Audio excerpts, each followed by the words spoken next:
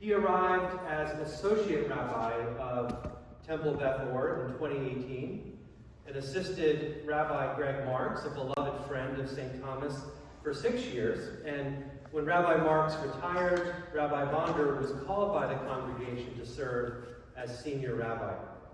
Now, the two of us connected on many levels: Muhlenberg, baseball, endurance sports like cycling. We've even talked about playing golf, a sport at which both of us are embarrassingly bad. Poetry and literature, and a deep love of family. Rabbi Bonder is married to Rena and the father of 2 children, Mark and Sophie. We're excited in the years to come about continuing to dream about how our 2 congregations can collaborate with each other. And you've heard me say this before, that the further the church gets away from our Jewish roots, the stranger and less healthy the church becomes. As St. Paul puts it, we are a wild shoot grafted onto the olive tree of Judaism. So today, Rabbi Bonder will be talking with you about the transformational power of the Hebrew language, both in ancient times and in the present. And after his presentation, he'll take your questions on his talk or on anything having to do with Judaism or current events. Please join me in warmly welcoming Rabbi Jason Bonder.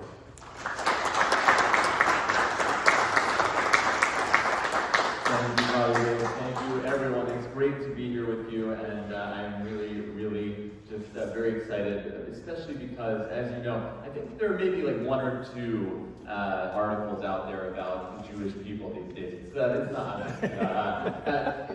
There's a lot in the news. There's a lot going on, and truly, in this moment, to be able to build bridges like this, to be able to have this time face-to-face is really not only important, but encouraging to me, and just for the future of our country and what's going on. And so thank you for being a part of this dialogue, and I hope this is the first of many.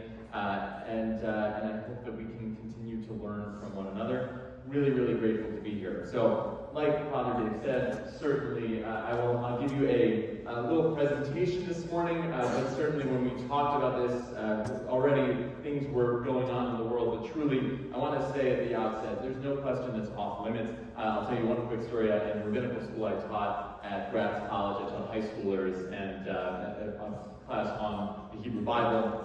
And I said, I know we've grown up with a lot of assumptions about what the Bible is, and there's so many things that may feel like taboo to talk about. And I said, don't worry, no question you can ask will offend me. To which someone in the back of the room raised his hand and said, challenge accepted. So I will, but truly I say the same here. Nothing is off limits. I'm happy to take any questions that you have about anything in general. This morning, I want to talk to you a little bit about the Hebrew language. It is a love of mine. It's something that Father Dave and I talked about a lot in our conversation about how poetry and literature, so much of it is influenced by, and also our conversations, by the words we use and how they're used. And it is really special for me to be able to present to you. So I begin with some of the worst jokes I have in my arsenal, but I've got to use them. Does anybody know about why baseball is in the Hebrew Bible?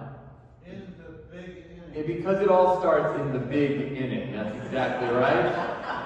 And if you thought that was bad, did you know that tennis is also in the Bible? Do you know why? How do we know? Because Joseph served in Pharaoh's court. That is also.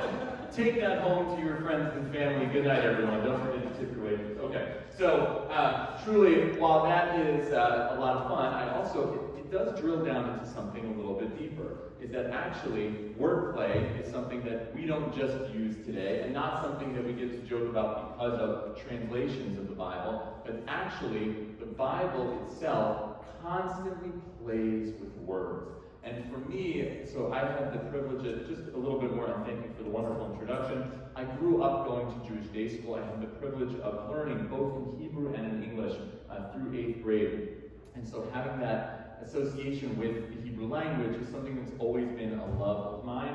And studying Hebrew really does allow me to bring me back to a lot of that nostalgia as well.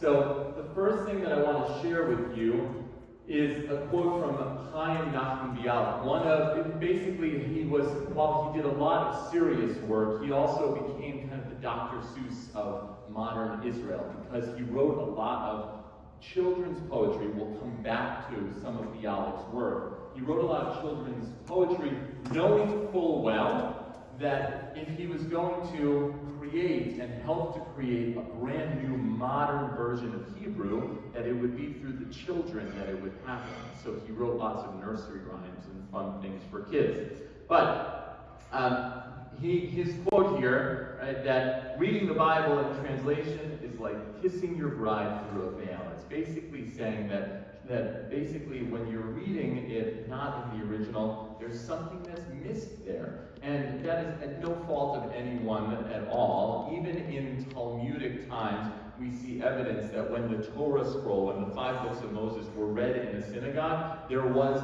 a translator sitting there translating in live time in Aramaic, because already people weren't speaking biblical Hebrew, and much of the crowd was wondering, what is this guy saying, right? Who's reading this?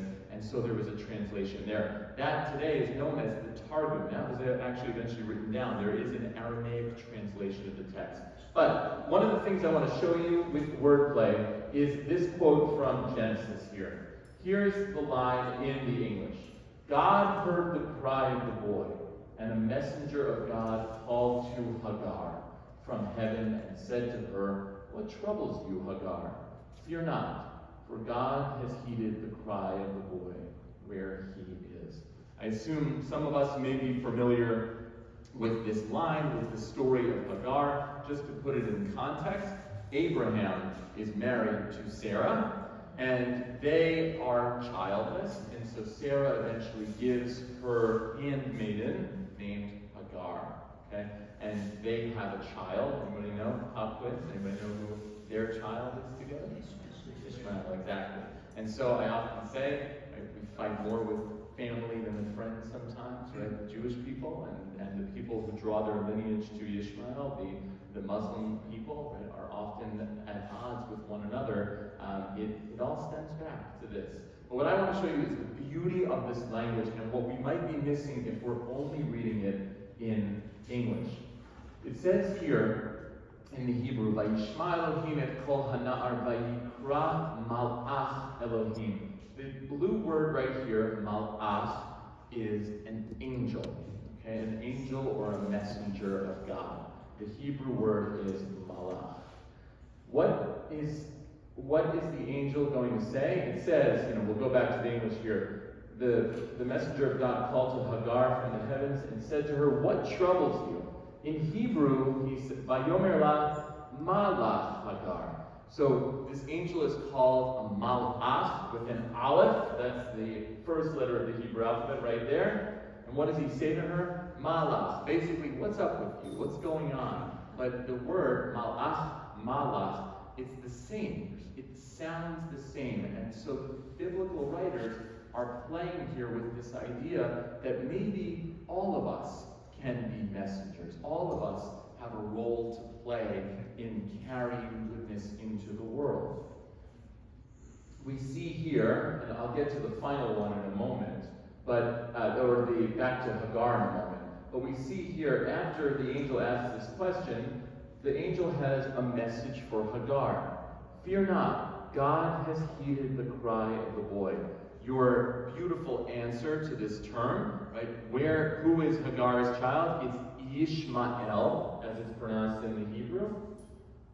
Okay, Ki shama Elohim et kol hana'ar. Any name that ends in El is a name of God. Daniel, God judges. Shmuel is another play on Shama, God hears. Yishmael, God will hear. And many of the biblical names, if you didn't know any of the story of these folks, you might be able to guess what's going on based on their Hebrew names. Yishmael is going to be a product of someone who heard God, right? Of someone who heard what's going on. The name Abraham, he starts out as Abram. Avram means exalted father. Basically, the guy on the top of the family tree, right? So even when we first meet him, that he might have some role to play in the generations to follow. So these are some of the gifts that the Hebrew language gives us. The last one that I want to highlight is Hagar's name herself. Does anyone know what the term ger means? I know already I've been handed some Hebrew by you just earlier, a little bit earlier, so I know sometimes you dive into the text. It means the stranger. Okay, literally, if you were to point this differently in vowels, ha-ger means the stranger. If I were to talk about the stranger who lives down the road, you could, in biblical Hebrew, ha-ger. Hagar is the prototype. She is the eternal stranger, the other. And this is God showing care for, if you were to point it differently, right? The Hebrew is basically talking about not only a person, but we can equally read it as the other. And so these are powerful messages that are sitting right there in the text, and it's something truly that lights me up every time that I experience reading the text. Translations are super helpful, especially because my Hebrew's not that great, okay? But diving into the original is so important and so wonderful. So, this guy, too, on your top right there, is a guy named Eliezer Ben Yehuda. In the late 1800s, there was much debate about if eventually there would be a Jewish state, what language they would speak there. And the last of these options, the last thought, was that it would be Hebrew. Most people were thinking it might be German, French, maybe it might be Yiddish, which is an amalgamation of many languages that Jewish people spoke. But overall, no one in their right mind thought that Hebrew would be able to be the language of the Jewish state. Why? Well, there were no trains in the Bible. How could you order a train ticket in Hebrew, right? There was no electricity that or at least, controlled electricity that we see in our lights in the Bible. What would you call that, okay? And this one guy, Eliezer Ben Yehuda, said that Hebrew must be the language of the Jewish people because it has always been. The Jewish people were the people who wrote down these words originally of our Bible in Hebrew, okay? And then continued to use it ritually in prayer, but never as a spoken language again until the late 1800s. Now, like most people who start gigantic movements, this guy was incredible and incredibly problematic. His best way to start a new language, you need a native speaker. And so, he and his wife, who were both native Russian speakers, agreed to only speak to their child in Hebrew. And for the first time in 2,000 years, they gave way to a native Hebrew speaker in the land of Israel. As you can imagine, for his son, this was not fun. He had no one to talk to, okay? Probably needed a lot of therapy, but no therapists spoke Hebrew. And he gave way to also the creation of a modern language. The first Hebrew word that Eliezer Ben Yehuda invented is the word milon, which means dictionary. There was no Hebrew dictionary there's no word in the Hebrew Bible for dictionary. This guy needed to create a dictionary, and so he created a language. He created a new language revived. But I will tell you that language kept a lot of its roots. Chaim Nachman Bialik, the quote that I gave you before about reading in translation versus reading in the original, Bialik was someone who wrote some of the most important literature of the 20th or the 19th and early 20th century of the Jewish people. He gave his probably most famous poem is In the City of Slaughter, a searing critique of the Jewish people of Europe who endured horrible persecution, pogroms, and also were people who really, really did their best to not make trouble, not make waves. And he gave a searing critique of this and wrote a lot about it. He also, as I mentioned before, wrote children's poetry. And so on the top right here, this is the Bialik house in Tel Aviv. He is, as far as I know, the only person in the state of Israel's history to live on a street named after him. He lived. Chaim Nachman Bialik lived on Bialik Street because he was that influential. The pre-state group of folks building the city of Tel Aviv named the street for him. And so he was quite a guy. He wrote a very, he wrote a children's song. Oh, I don't know, we might not have the sound. But I can sing it for you, but that might be even worse. But here it is. So, and I'll sing you a little bit. He wrote a nursery rhyme, okay? Bialik wrote a nursery rhyme. Here it is in Hebrew, and here it is, of course, in the English. And I'll sing a little bit of it. It goes like this. Na'ned, na'ned, red alecha levared. Na'ned, na'ned, red alecha levared. Male, mala, male, mata, rach, ani, ve'ata. Na'ned, na'ned, red alecha levared. So this song, by the way, now you know why I'm a rabbi, not a cantor. And so this song means swing, swing, swing, swing. Down, up, up, down. What's above, what's below? Only me, and you. And the idea is actually that this is a seesaw of folks going up and down. A lovely, lovely children's song. If you sing it to any Israeli today, they will know it right away because it is so influential in Israeli culture. And just like the Hebrew of the Bible, there is deep, deep meaning within these words.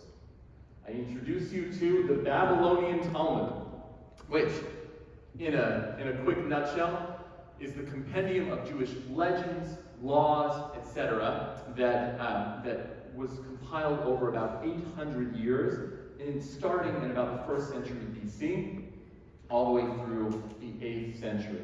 Different commentaries from different rabbis. And amongst the thousands of pages, here is one thing that they say. One may not expound the topic of forbidden sexual relations before 3, or more individuals before 2, etc., etc. But let me see. I'm not going to read it all to you. Basically, but the top basically says there are certain things we don't discuss when we are looking at our text, okay? Or that we don't discuss in small groups because it may lead us astray. Okay, and it continues. Whoever looks at 4 matters, it would have been better for him had he never entered the world. Okay? That's a pretty serious statement from the rabbis. Basically saying, don't ask these questions. Anyone who reflects on what is above the firmament and what is below the earth, what was before creation and what was after the end of the world. So, how would we say this in Hebrew? Kol hamistakel be'arba devarim ratui lo ki'ilu lo ba la'olam. So that's the whole line of saying, better that you would not be there. Here's what you shouldn't ask. Male mala, male mata. Okay, what's above and what's below. Chaim Nachman Bialik says, forget these guys. I'm going to ask that question. And not only that, I'm going to answer that question for you. What was the answer? What's above and what's below? Only me and you, friends. There's nothing else here. Chaim Nachman Bialik was profoundly secular. He and many of the builders of the state of Israel actually said, all that stuff that our ancestors did, that's the old ways of doing it. We're building something new here. They knew horror and persecution and terrible, terrible things. And we are going to build something new. We're going to dare to do what our ancestors said we couldn't do. We're going to revolutionize everything. And I'm here to tell you that while that was a very bold assertion and an important one, he didn't succeed. And I don't think it's because of his politics or his opinion of religion. None of that. It's because of language. Language has incredible power to hold on to meaning and history and culture in a way that I believe nothing else can. How does our shared text begin? What is the beginning of creation? The beginning of creation is God spoke and the world came to be. Right? God spoke. Right? Let there be light, and there was light. God didn't build with tools and with material. God built with words. And so to this very day, it is our words that can build up. It's our words that can destroy. And within our words is power and depth that many of us are not even able to fully realize. So, that's basically my message for this morning. But Dave and I, we had also talked about poetry. Now, if you're looking for answers about poetry, that's the guy you want to talk to. Okay? I'm a fan of poetry. All right, I'm not a student of it or a creator of it, as Father Dave is. But we talked about a poem that I believe you've taught, and perhaps some of you are familiar with. A poem that I have on my shelf in my office that I brought to you today. It is a poem by Yehuda Amichai. Yehuda Amichai was originally born Ludwig Pfeffer in 1924, okay? And he moved to Israel, and he is considered one of the great poets of the 20th century in Israel, and perhaps even the greatest of them. And there's a beautiful poem that you probably have heard before taught here. And I thought to myself, let me look in the Hebrew to see if there's anything that I can bring, any gifts that we can bring from the original. So the last stanza of this poem says, "You gave me a letter opener of silver. Letters like these aren't open like that. They're torn open, torn." In the Hebrew, the last word is repeated 3 times. That letters like these aren't opened like that. They are, and in the Hebrew it says, korim, korim, korim. Here's the fun. Likro, with an ayin at the end, okay, a certain Hebrew letter means to tear. Okay? Likro, pronounced the same exact way, with a different silent letter at the end. An aleph means to read. And so this, if you're not looking at it, if you're just hearing it, you're not actually sure, we're not sure which one he's saying. How are letters meant to be experienced, torn, or read, or probably both? He's playing with language here in a way that shows the richness and the importance and the weight of every word we speak, and the importance of often saying, what do you mean by that? Because our words are beautiful and powerful and also imperfect. They bring, when we use our words, we bring so much of ourselves into it. And I just think it is an absolute gift. So I could go on forever about this stuff and use words forever, but that is my presentation. I want to open it up to you. Number one, for reactions to this, but also truly, again, I'm happy to talk about anything you'd like to talk about this morning. And thank you all. Thank you so much for having me here. Please. I'm tempted to ask what position you play, but I'm not. We can talk baseball after too. So the Abraham Accords, the word Abraham, and the significance of that in the context of that to the entire Middle East community. Oh yes. So we are all the children of Abraham, right? When we're talking. Could you repeat the question? Oh, yes, thank you. So the question was about the significance of the Abraham Accords, right? Something that's very much in the news these days, and specifically about that name, the Abraham Accords. Why Abraham? Abraham is the father of all 3 major Western religions, right? Judaism, Christianity, Islam. And so having that, I think that name certainly is an allusion to the Bible, the idea that all of us share this spiritual ancestor of whom we talk about and who is in our stories time and time again. Absolutely. Yes. Thank you. Great question. Please. I'm in a Wednesday Bible study here, and we're studying Jeremiah.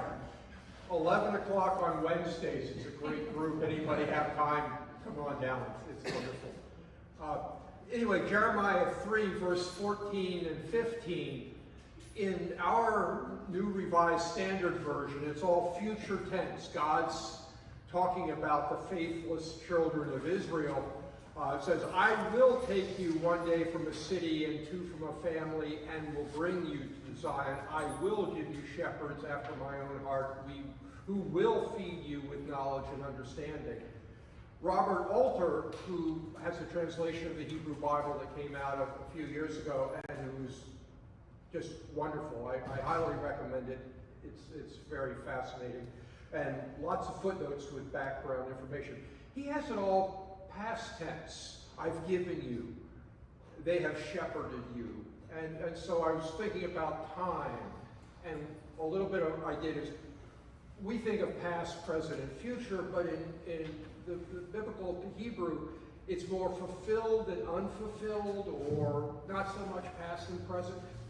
Tell me, is Alter wrong? How do you think about time? Yes. So, and one thing so first of all, thank you for giving me advance notice of this question. Okay. And I'll do my best to summarize it. Thank you. I'll do my best to summarize the question also. Basically, Jeremiah is talking, or really this is prophecy that Jeremiah is saying that God has said. And in the text itself, most traditional commentaries have it, or translations have it as future tense. Robert Alter, a scholar at UCLA Berkeley, who's a wonderful scholar and who's someone I will never say is wrong, because I just don't have the chops to be able to go up against Robert Alter, because he's amazing and an amazing scholar. He has it in past tense. So with the time that I've had to turn on this just a little bit, I can tell you a little bit more about biblical Hebrew. There is a certain letter in the Hebrew Bible called a certain letter in the Hebrew alphabet called the Vav. Okay, it's the 6th letter of the alphabet, and a Vav is generally translated as and. Okay, it's so if I were to say I and you, I would say ani ve ata. Me, ani ve and ata, you. So that Vav is obviously all over the Bible. In biblical Hebrew, there is something called the Vav Ha'ifuk, the conversive Vav. And thank you for this. It takes me way back to my biblical grammar class. The Vav Ha'ifuk is the conversive Vav, is the Vav that changes the meaning of the word from past tense to future tense. Velakachti. Okay, velakachti. And that actually matters. The emphasis on the word matters because if I were to say, hayom achalti, okay, today I ate, right, achalti, past tense, I ate, ve'az, and then lakachti, and then I took, lakachti et kiseh lacheder acher. I took the chair to another room. Okay, lakachti would be past tense, I took, and I took it somewhere else. Okay?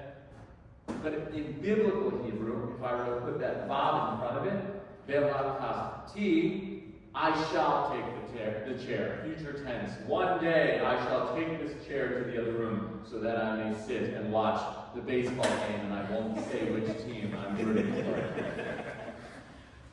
So here's my best guess at Alter, is that modern Israelis today, when they read the Bible and they're hearing it and they might not be attuned to those differences of biblical to modern Hebrew, they're hearing it as past tense. And that is a guess that I'm making off the cuff of why Alter may be choosing past tense, because the words do sound to the modern Hebrew ear as past tense. So your question about prophecy and fulfilled and unfulfilled, I think, is a beautiful read. And again, I think it speaks to our tradition's ability to look at grammar and spelling and tense and draw meaning out of these words and make that happen. And people like Robert Alter do it for a living, but all of us can benefit from it, from a deep dive into what does the original say and how does that affect our lives. There are lessons to be learned from the words themselves.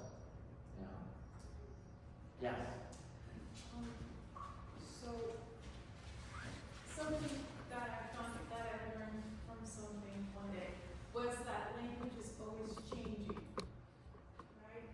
So it's interesting to think about the biblical Hebrew and then a modern Hebrew that's spoken in Israel. And then there must be some overlap. And I wonder about the idea about how the experience of the ancient or the biblical Jewish people, oppression and all sorts of other things that we read about, how that also influenced and changed the language. Because as they were, those books were being recorded, but those words existed, those stories existed before they were codified and written down, right? Yeah. So how, and then the modern Hebrew, how we live now, or how we live now influences the modern Hebrew, and I'm sure that's going to continue to change.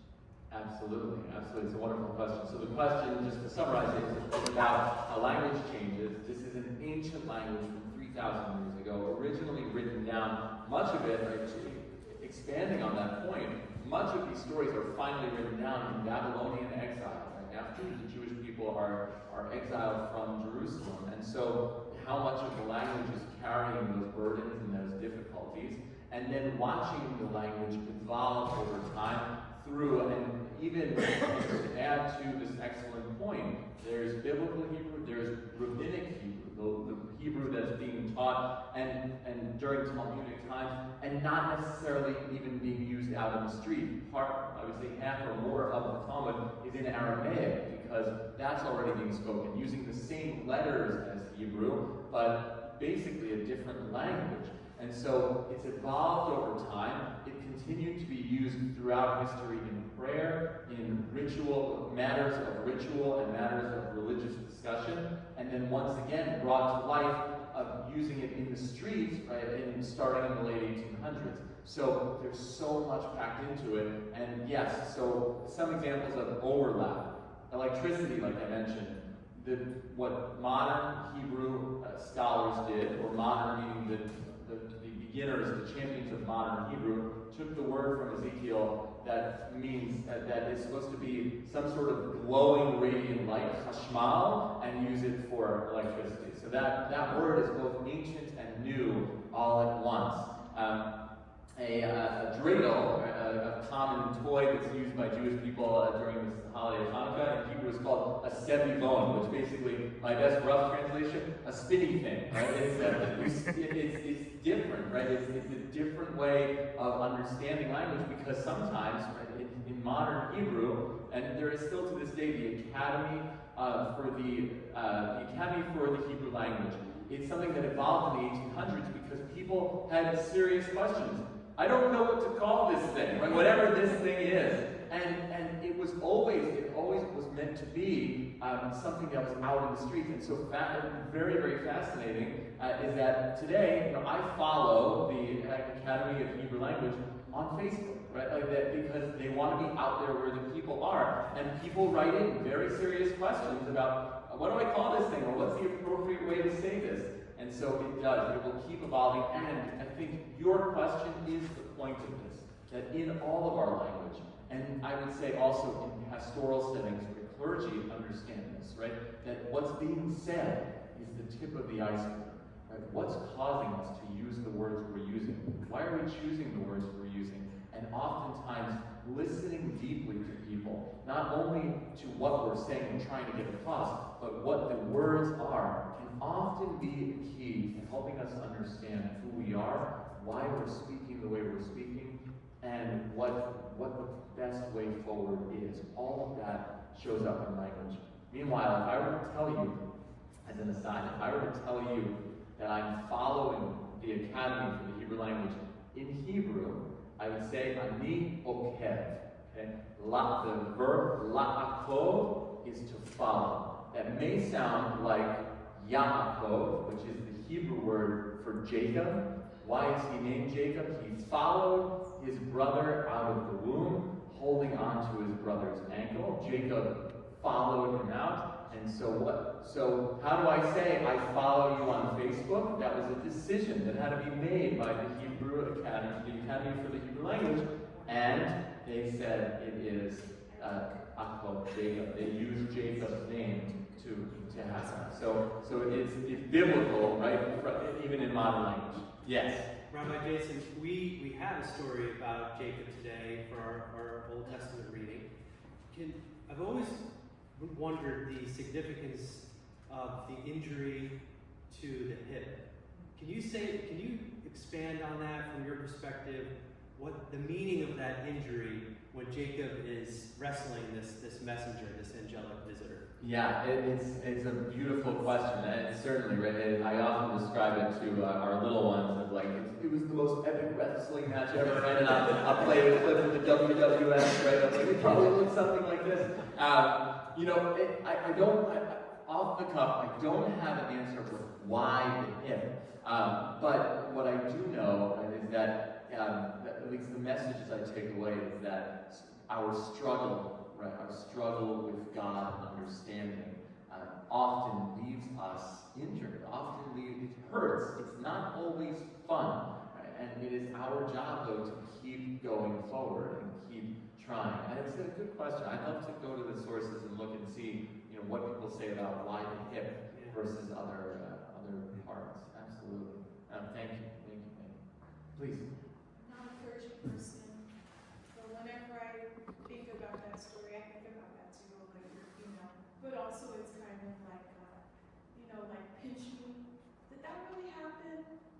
And that injury is a reminder, no, that really happened. Beautiful. That's how I think of it sometimes. That really is, yeah. Sometimes with dealing with God, sometimes God is really mysterious, and then it's really hard to know if the thing you see or experience is real because there are no words for it. There's no language. There's sometimes no word to describe a mystical or mysterious thing that is real. But how can you tell that to someone? Right. That, if you're limp now, it's real. Right. Yeah, beautiful. and something that changed him for the rest of his life, right? Not just I have a scratch from the wrestling match and it will heal tomorrow. And that's beautiful. I read somewhere that the Hebrew language is very different from the Greek thought at the time, in the sense that Hebrew, even the nouns have action in them. So, for example, the word for father is he who gives strength, and mother is she who binds together, the family that binds together. So it's not just a noun, it's an action, there's activity that makes that meaning. Yeah. What's that mean in general? How's that change how the ancient Hebrews thought of the world compared to, say, the Greeks? Yeah, it's excellent. I mean, so the question was that, or the comment was that Hebrew, that even within the nouns, there's action. I think one thing that I can go back to my own birthdays, actually, in a religion class, religion scholars understand Judaism, and of course, things have changed over the last 3,000 years, but in general, Judaism is a religion of action. And so it is practice-based, not belief-based. And that has changed over time. But in general, especially for rabbinic Judaism, it was about what you did, not what you believed. And even to this day, people will try to gauge, like, are you an observant Jewish person? Are you less observant? It's all about the actions that you do or refrain from doing. Do you keep kosher, right? So would you eat something that's not kosher or not, right? Or do you drive on the Sabbath, right? These are all actions that you do. And thank you. I never thought of that so the biblical Hebrew word for mother is em, and in means with, right? It means together. And so it's a beautiful idea. And once again, that's actually a play on the ayin and the aleph, these two letters that are pronounced in most ways of pronouncing Hebrew the same exact way. And so you're able to, there's wordplay there. It's beautiful. So which came first, the linguistic importance of action or the theological importance of action? That's a beautiful question. And I think that truly is a chicken egg, type of question. And I think boils down to that we, and I know studies have shown us that, just because I think this is a fascinating topic in general, that our language shapes who we are, which means for those of us who are bilingual, we probably see the world in two different ways, right? Not only do we speak differently, but it actually shapes who we are and how we behave and what we do. So it's a beautiful question. I wish I had a better answer for you, which came first. The only thing I'll say about it, though, is that it wasn't written down until later, right? So maybe that gives us a clue that somehow our actions have shaped how we the words we said. But that's a great, really great question. Thank you. Thank you all. Rabbi Jason, we are so grateful for your presentation. Please join me in thanking